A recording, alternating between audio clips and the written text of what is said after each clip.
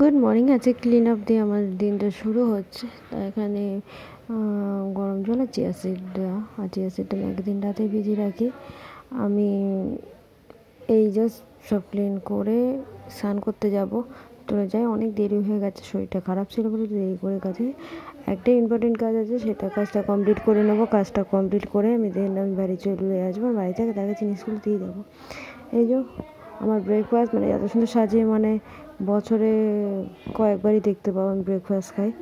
তো jam bread নিয়েছি অল্প একটু, 2 পিস, আর তার সাথে ব্ল্যাক কফি। জ্যামটা শেষ করতে হবে, এখন শেষ করিনি। আর এখানে সব প্যাকিং করে দিয়েছি, আগের দিন বড়টা পাঠিয়ে দিয়েছি। আর এখন বিকালে বাড়ি চলে এসেছি। দুজনে একসাথে এসেছি, ও বাড়িতে গেছিলো, দুজনে একসাথে এলাম। আর এখন আমি কিছু কাজ আছে, সেই কাজগুলো সারবো। কাজ বলতে এই টুকটাক আছে। আর রাত্রিরে খাওয়া দাওয়া বলতে তেমন কিছু খাওয়ার ভাবনা চিন্তা মাথায় আসছে না। প্রচুর পিঠে আছে, পিঠেগুলো শেষ করে নিতে হবে, কেন দিন রোজ পিঠে তো খাওয়া যাবে না। মা অনেকগুলো দিয়ে দিয়েছিল, আমি শোনো অল্প একটু করে দেবে, আমি খাবো না। তা বাড়িতে একটা সাঁচের পিঠে, যেটা গোকুল পিঠে বলে, সাঁচ পিঠে বলে, ওইটাই খেয়েছিলাম। ওটা আমি শুধু গরম গরম খেতে ভালোবাসি। আমি দুধ দেখে খাই না, গুড় খাই না। আর গুড় খেতে আমি খুব কম ভালোবাসি, গুড় আমার অতটা খেতে ভালো লাগে না, মানে না ভালো লাগলেই চলে।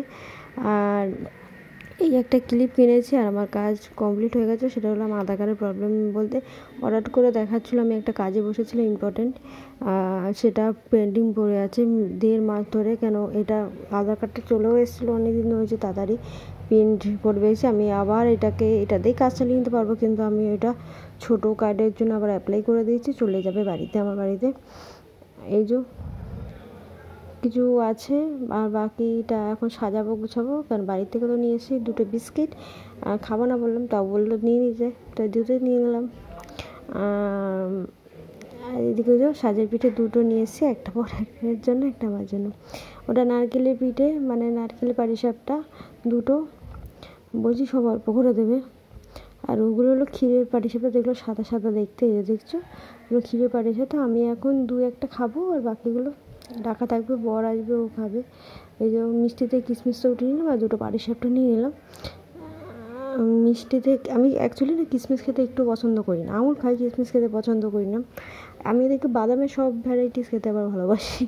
অদ্ভুত বেশি আমার ব্যাপারটা। আমি তোমার সাথে একটা মজার জিনিস শেয়ার করছি। একবার কী হয়েছিল, একটা না টিচার্স ডেতে খাওয়া দাওয়া হয় না, ওরকম খাওয়া দাওয়া ছিল। এবার মিক্সড ফ্রাইড রাইস ছিল, এবার ওর মধ্যে না কিশমিশটা দেয়নি, অত দিয়েছিল চিকেনের কুচি। আমি কি ভেবেছিলাম, ওটা কিশমিশ ভেবে সব চিকেনের কুচিগুলো দিয়ে দিয়েছিলাম একটা ফ্রেন্ডের বাড়িতে। তো ওদিন তারই লাভ বেশি।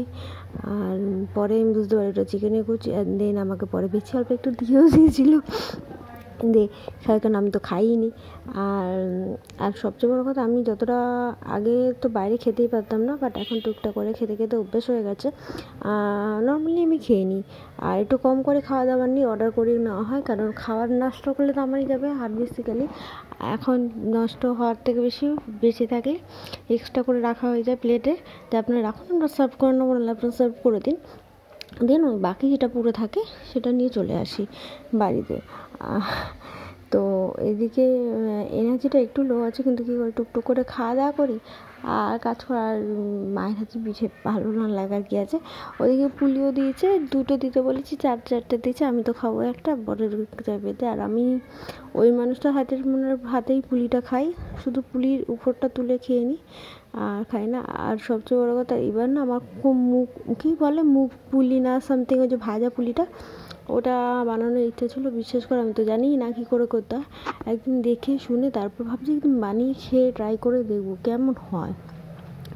আর আমার কাছে মোল্ডও আছে, সেই মেলাতে কিনেছিলাম, ওই মোল্ডগুলোও আছে, তো ট্রাই করাই যেতে পারে যে কেমন হয়।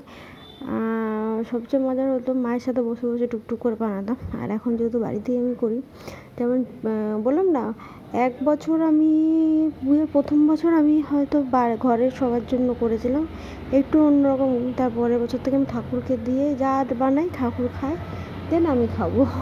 এই ব্যাপারটা পুরো উপোস করে সব কিছু করি। আর ওই দিনটা আমি নিরামিষ খাই, আমিষ হয় না, বাড়ির থেকেই পেয়েছি, বাট আমি জানতাম না কেন বাট কিসের জন্য, বাট এটা না আমিষই হয় না, নিরামিষই, যেহেতু পিঠেপুলি হয়। আর আমি তো ঘরে পুজোই দিই ঠাকুরকে, তো আমিও নিরামিষই করি, আর সেই জন্য কোনো প্রবলেমও হয় না। বাট অ্যাকচুয়ালি আমি সেদিনকে দেখলাম যে নিরামিষ খাওয়া নাকি ভালো, ওই দিনকে তো ভালো তো ভালোই, আমি তো নিরামিষই খাই, আমিষ খাওয়াই না, আমিষ খাইও না, আমিষ ছুঁইও না। তো যদি আমিষের কিছু ঘরে কখনো চলেও আসে, সেটা রাখা থাকে, নেক্সট ডে খাবো, কিন্তু ওই দিন না। আর পিঠেগুলি সব আলাদা করে সাইডে রাখা থাকে, ওখান থেকে নিয়ে খাই, রান্নাঘরে ঢোকাই না। রান্নাঘরে যেহেতু আঁশ থাকে মাঝে সাঝে, আঁশ বলতে মাছ মাংসের ব্যাপারটা থাকে, তাই এই জন্য। আর সব টুকটাক বলতে ইম্পর্টেন্ট সব কাজই কমপ্লিট। এখন ইম্পর্টেন্ট কাজ বলতে আমার বরের কিছু ইম্পর্টেন্ট কাজ বাকি আছে, ওগুলো সর্টেড হয়ে গেলে রিয়েলি মানে আমাদের অনেকটা প্রবলেম সলভ হয়ে যাবে, ব্যাপারটা হলো এটাই। তো চলো ভিডিওটা এখানে শেষ করছি, ভালো থেকো।